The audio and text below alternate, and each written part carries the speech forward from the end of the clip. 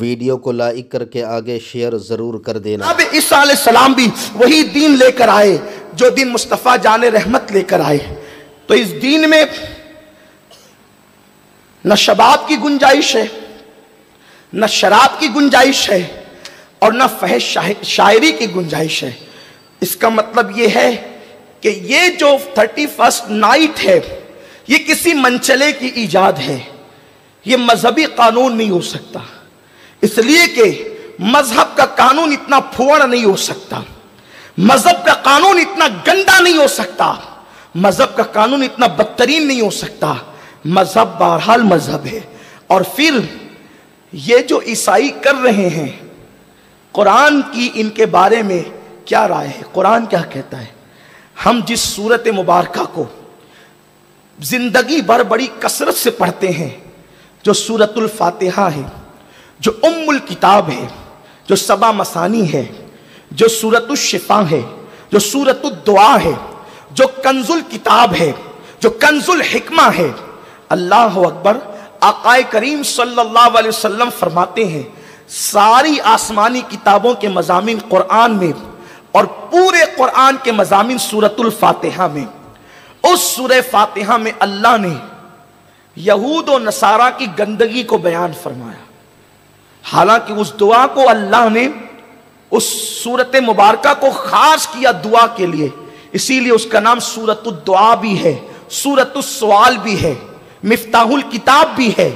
تو اللہ تبارک و تعالیٰ اپنے بندوں سے کثرت سے جس سورت کو پڑھوانا چاہتا ہے یہ سورہ مبارکہ۔ حضرت محبوب الہی نظام الدین اولیاء رحمت اللہ تعالیٰ علیہ فرماتے ہیں اگر کسی کی دعا قبول نہ ہوتی ہو تو وہ سورت الفاتحہ کو اس طرح پڑھے، جس نیت کے ساتھ پڑھے گا فوراً قبول ہوگی۔ بسم اللہ الرحمن الرحیم الحمدللہ رب العالمین الرحمن الرحیم الرحمن الرحیم الرحمن الرحیم مالک یوم الدین ایاک نعبد و ایاک نستعین اہدنا الصراط المستقیم صراط الذین انعمت علیہم غیر المغضوب علیہم ولا الضالین آمین آمین آمین۔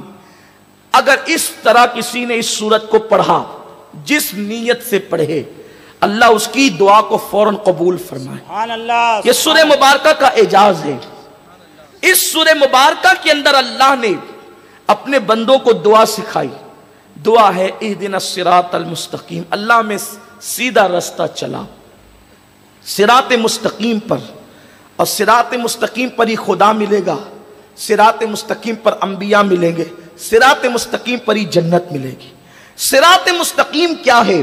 تو قرآن اس کو کھولتا ہے، صراط الذین انعمت علیہم، نبیوں کے رستے پر چلا، صدیقین کے رستے پر چلا، شہداء کے رستے پر چلا، صالحین کے رستے پر چلا۔ 4 رستوں کو قرآن نے بیان کیا، نبیوں کا راستہ، صدیقین کا راستہ، شہداء کا راستہ، صالحین کا راستہ۔ یعنی جس راستہ تم چل رہے ہو، اگر تمہیں پتہ کرنا ہے کہ یہ راستہ صراط مستقیم ہے یا نہیں، تو پہلے دیکھو یہ نبی اس راستے پر تھے کہ نہیں تھے۔ جس راستے پر تم چل رہے ہو یہ راہ نبیوں کی ہے کہ نہیں ہے، صدیقین کی ہے کہ نہیں ہے، شہداء کی ہے کہ نہیں ہے، صالحین کی ہے کہ نہیں ہے۔ اگر یہ راستہ ان کا راستہ ہے تو تم صراط مستقیم پر ہو۔ اور پھر قرآن نے اگلی چیز بیان کی، غیر المغضوب علیہم ولا الضالین، اللہ ہمیں ان کا راستہ نہ چلا، ٹیڑھا راستہ جو بھٹکے ہوئوں کا ہے اور جن پر تو نے غضب کیا، جن پر غضب کیا اور جو گمراہ ہو گئے، ان کا راستہ نہ چلا۔ تو یہ مغضوب کون ہے؟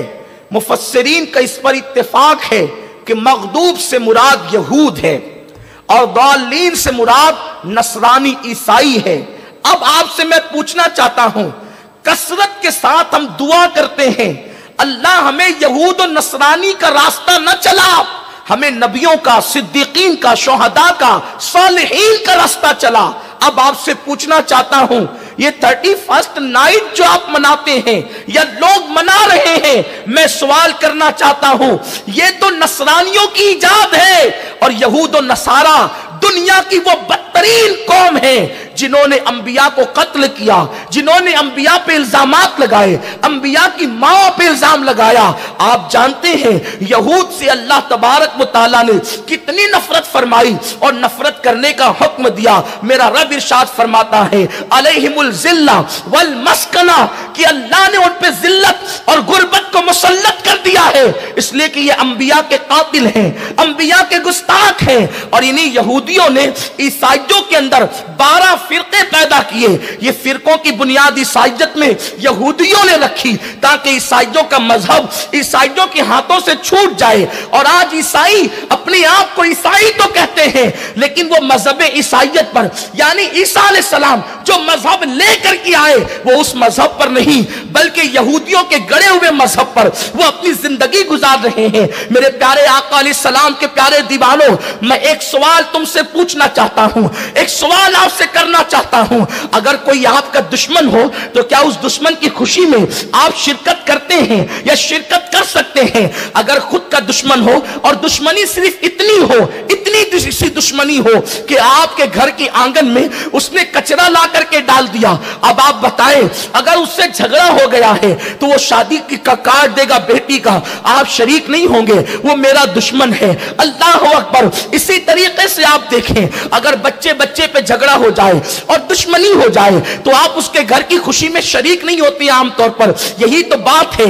लेकिन आओ ईसाइयों की खुशियों में शरीक होने वालों, 31st नाइट मनाने वाले उन नौजवानों से मेरी गुजारिश है, ऐ मेरी कौम के जवानों, अगर ईमानी गैरत तुम्हारे अंदर मौजूद है, तुम्हारा मजहब तो ये कह रहा है कि अल्लाह हमें ईसाई और यहूदी के रास्ते पर न चला, लेकिन फिर भी अगर इस्लाम इतनी बात करता तो यकीनन हमारे लिए यही काबिल अमल थी। कुरान का फरमान हमारे लिए हर्फ आखिर है, कुरान का फरमान हमारे लिए हतमी और यकीनी है। कुरान ने जिसको दोस्त कह दिया वो हमारा दोस्त है, कुरान ने जिसको दुश्मन कह दिया वो हमारा दुश्मन है। गैरिल मग़दूबी अलैहिम वलद्दालीन, ईसाइयों के त्योहार से रुकने के लिए काफी था, रोकने के लिए काफी था, लेकिन तुम न रुके। तो आज से मैं तुम्हें बताऊं, तुम्हारा दुनिया में सबसे बड़ा दुश्मन अगर कोई है वो या तो यहूदी है या तो ईसाई है। और अब तो यहूदियों से बढ़कर ईसाई जो है वो तुम पे जुल्म कर रहे हैं। कहां है वो नौजवान, उनके कानों तक के मेरा दर्द दिल पहुंचा दिया जाए, फकीर बेनवा की सदा पहुंचा दी जाए।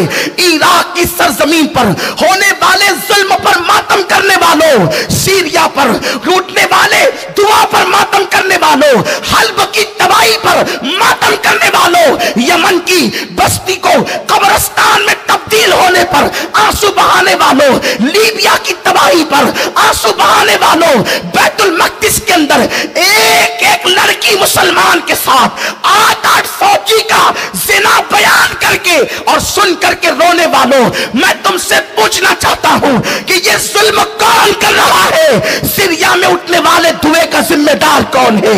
यमन में उठने वाले धुएं का जिम्मेदार कौन है?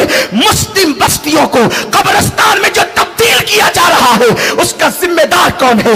ये वही नाम निहाद ईसाई है जिनके साथ मिलकर, जिनके तरीके पर तुम 31st नाइट मना रहे हो। मेरे आका अलैहिस्सलाम के प्यारे दीवानों, क्या अल्लाह के हबीब ने यह नहीं फरमाया था कि मुस्लिम एक जान की तरह है, मुस्लिम एक जान की तरह है, तकलीफ किसी को भी हो, दर्द पूरे जिस्म को होता है। मुसलमान एक जिस्म की तरह है, अगर एक जिस्म के किसी भी उज्व को तकलीफ पहुंचेगी तो पूरा जिस्म बेकरार हो जाएगा, पूरा जिस्म बेचैन हो जाएगा।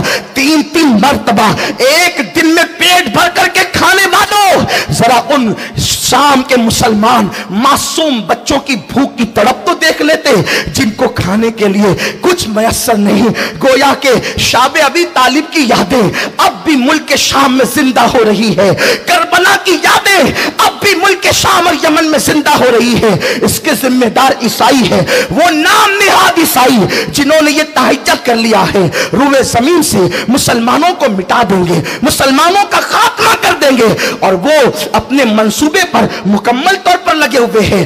بے غیرت مسلم نوجوانوں کو بتا دو کہ عید میلاد النبی کوئی عیسائی مناتا ہوا نظر نہیں آتا، اور تم 31 نائٹ مناتے ہوئے نظر آتے ہو، اور وہ بھی کس طرح سے؟